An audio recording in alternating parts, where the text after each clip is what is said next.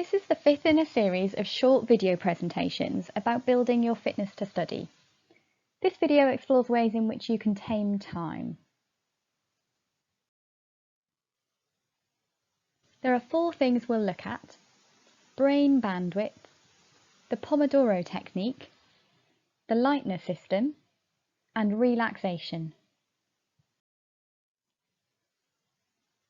Just like your broadband capacity, your brain has a finite amount of bandwidth. This is roughly the same for everyone. Every action you undertake occupies a certain amount of bandwidth.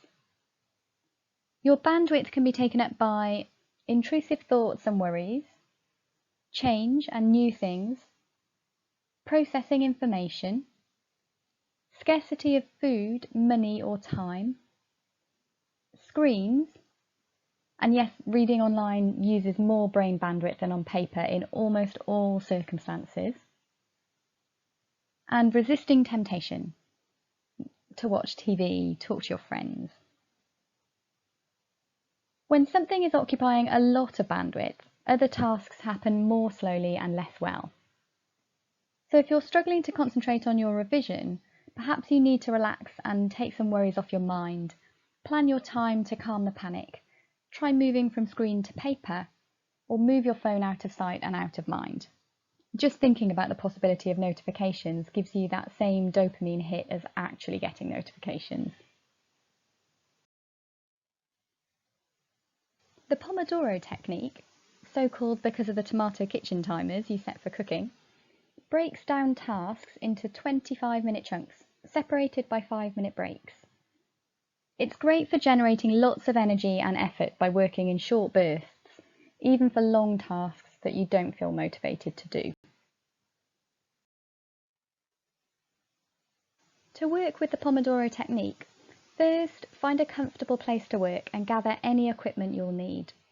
Put your phone on airplane mode if you're using it as a timer.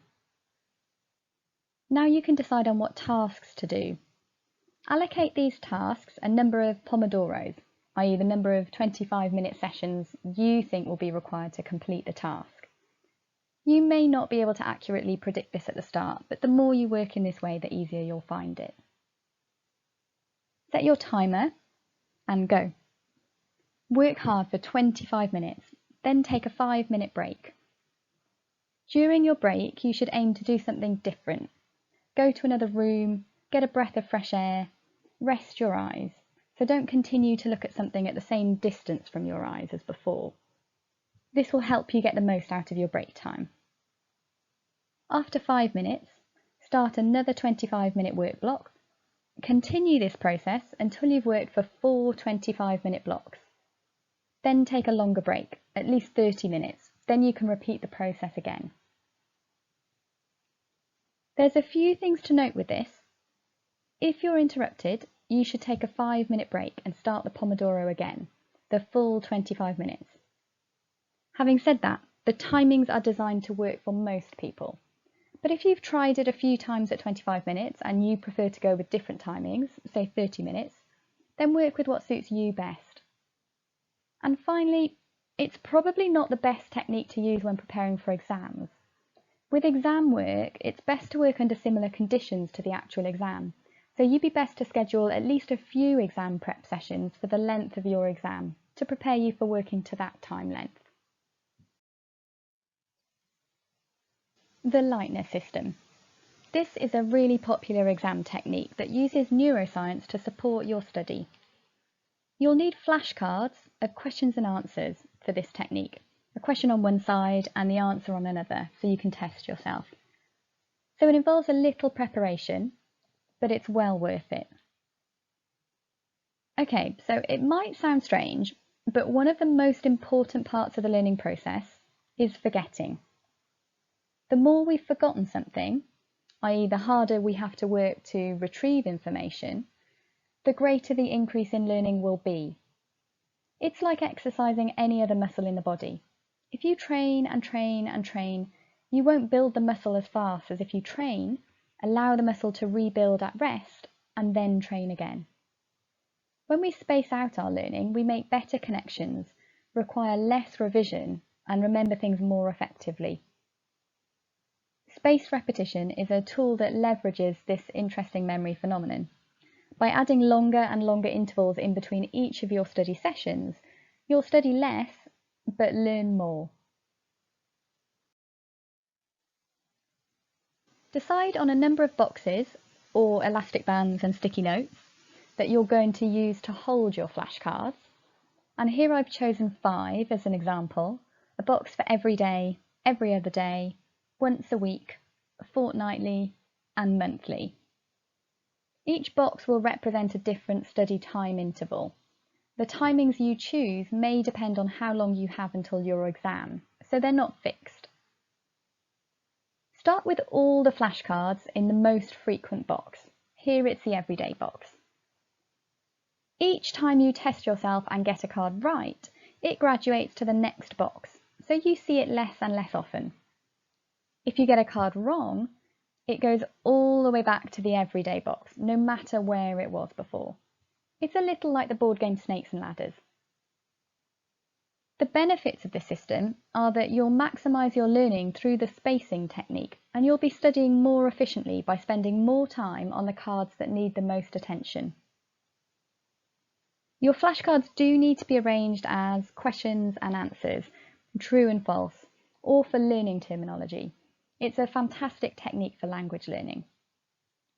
Done right, with enough time before the exam day, it makes exam revision much less daunting and far more achievable than just cramming a week or so before the big day, and will build your confidence in the lead up to the exam, so will really help with exam nerves too. You can even start really early and make a few flashcards after each relevant lesson. Put the cards to one side until the start of your revision period, or start revising from them immediately, perhaps choosing longer time intervals than I've done here. You'll never need to worry about exam revision again. Exercise, good food, sleep and relaxation are all key to success. Let's start with exercise. When the pressure's on and you just don't want to go to that games lesson because you've still got more homework to do, it may help to remember that exercise has been scientifically proven to improve academic performance. It's believed that 60 minutes of exercise a day could improve performance by a full grade. Onto food. Dieting during important times like when you have exams or coursework deadlines is a really bad idea. When your body notices a scarcity of food, your available brain bandwidth is significantly reduced. Healthy snacks that fuel your brain can give you an added edge. Peanut butter or Marmite are excellent food choices for revision time. Adding yogurt or milk at meal times is another really easy way to boost your brain. Linseeds, nuts and seeds are excellent sources of omega oils, which are crucial for brain development and memory. And dried apricots, oatcakes and cheese are great to eat before a long study session. Now, that tricky topic of sleep. Each person has their own need for sleep, but the one thing we all have in common is that sleep is vital for our brain health, and especially memory. The average teenager needs about 9 hours of sleep a night. Your circadian rhythms naturally occur about 2 hours after adults, which explains why many of you are not sleepy at bedtime but can't drag yourself up in the morning. But trying to catch up on sleep on the weekend will only make your sleep pattern worse. It's also been found that a week of good sleep led to a boost in immunity and an increased positive response to vaccinations. So the only thing to do is get used to going to bed 8 or 9 hours before you need to get up. Routine is key. And finally, relaxation is not a reward. It's essential for physical and mental well-being, especially for allowing your brain to consolidate all your learning and improve recall ability. You may need to relax to just calm your mind, or you may need to shift your focus away from a nagging worry. Different activities will help with one or other of these relaxation needs. Choose activities like yoga or mindfulness to calm your mind, and more active or exciting pursuits like running or dancing to transport you away from your worries. Reading for pleasure is an excellent activity for both types of relaxation needs, provided you haven't spent all day with your nose in a book.